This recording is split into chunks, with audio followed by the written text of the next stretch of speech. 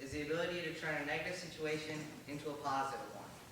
The capability requires one to not pity his negative circumstances, but instead work tirelessly to make something good out of the situation. It is this quality that has defined generation after generation in various successful people. As multi-platinum Houston rapper Lil Flip says in the song, some of our greatest leaders were born in a broken home. To me, the juxtaposition of greatness and brokenness in this quote is a defining characteristic. For example, civil rights leader Malcolm X was a product of adverse circumstances. By the time he was 13, his father had died and his mother had been sent to a mental hospital. He then went on to become the famous, albeit controversial, individual he is known as today. Although a turnaround like this cannot always occur due to the severity of the situation, I will argue that it can be done more often than one would think. It only requires creativity, persistence, and effort. Essentially, I'm talking about exercising the principle of turning lemons into lemonade, but I hope to provide you with some unique examples to demonstrate the principle's almost universal applicability. First off, I believe that this is a quintessential American quality. After all, the birth of the land of the free and the home of the brave was a product of some initially unfortunate events, if one is to take a very isolated, simplistic view of the situation. The British government had levied various taxes and coercive acts on the American people, which were viewed as an invasion on liberty, etc., etc. And after all, America was a weak, submissive colony that could seemingly do nothing to prevent the wishes of its imperial masters. How could this situation be turned around? The American revolutionaries aroused the support of their compatriots in a series of protests, which culminated in the Revolutionary War itself. And ever since, the idea has been permanently imbued in the American consciousness in almost all segments of society. A contemporary example would be that of Brooklyn rapper Fabulous. His fourth studio album's title, From Nothing to Something, tells of his improbable rise to fame. On the single Brooklyn, he and rapper Jay-Z mused about the struggle they faced in the city that brought them to prominence. Even more examples can be seen on television. Home and Garden Television's programming has reflected this theme with titles like Design on a Dime, Cash in the Attic, or Hidden Potential. All the titles attempt to persuade the viewer, assuming the viewer is a female, that she can make the best out of her dilapidated home. America is not the only country that was able to turn their fortunes around in the face of calamity. After the loss of Bangladesh in the Indo-Pakistani War of 1971, Pakistan was in her worst condition.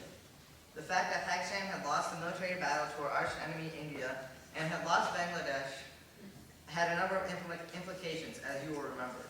Her prideful military had her prestige devastated by having lost over half of its territory and population. Her previously held belief that one Muslim soldier was equivalent to 5 Hindu soldiers had also been shattered. Her leaders had to secure the release of an unprecedented 90,000 prisoners of war. So how could this situation have been turned around?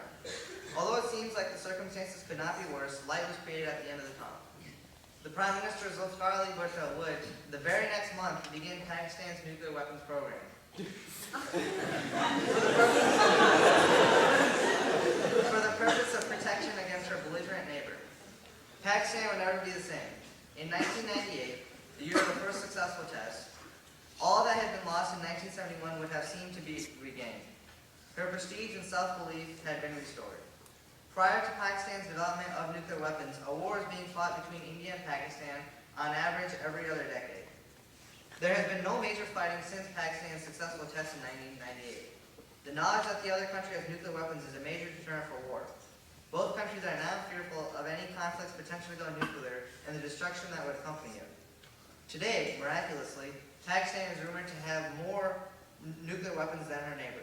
In an MSNBC.com news article, senior U.S. officials have been quoted as saying, "Perhaps most important is that Pakistan appears far more capable than India of delivering nuclear payloads.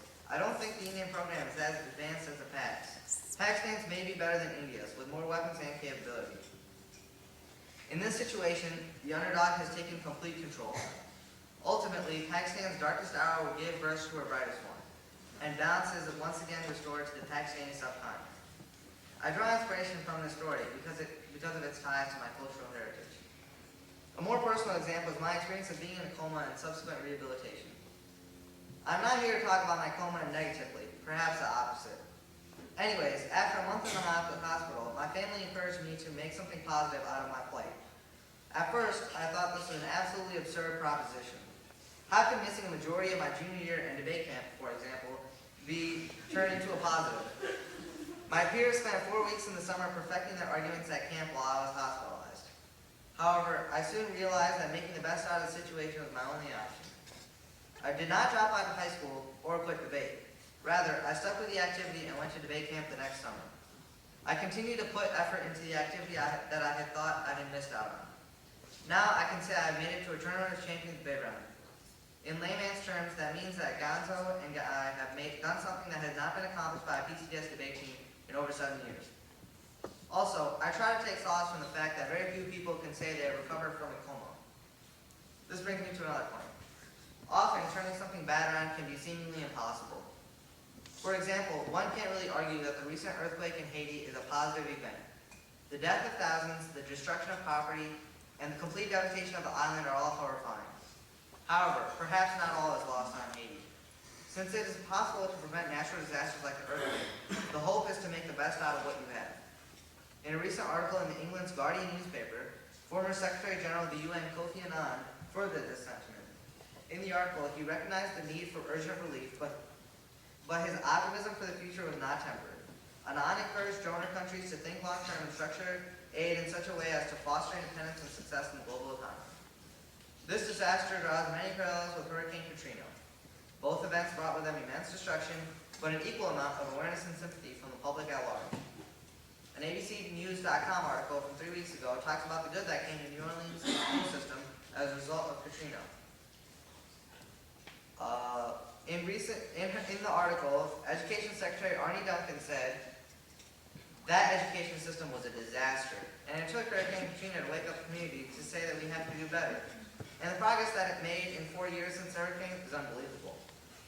Ultimately, this type of turnaround is the goal. And in the case of New Orleans, it would have been impossible without the worst natural disaster in our history. This is not to say that the death and destruction were good things, but rather that something good was created out of the wreckage. It's all about how you approach the situation. You can either have the intention to improve your circumstances, or you can bow down and accept them. I really try to live my life with this outlook, and that is why I try to view seemingly negative incidents around me with only potential for betterment. Anyone can complain about how bad a situation is. Truly inspirational people, in my opinion, are those who do not dwell on the bad but work to improve. My main point here is to emphasize the importance of looking for positive in a world where devastation is omnipresent. Thank you for your time.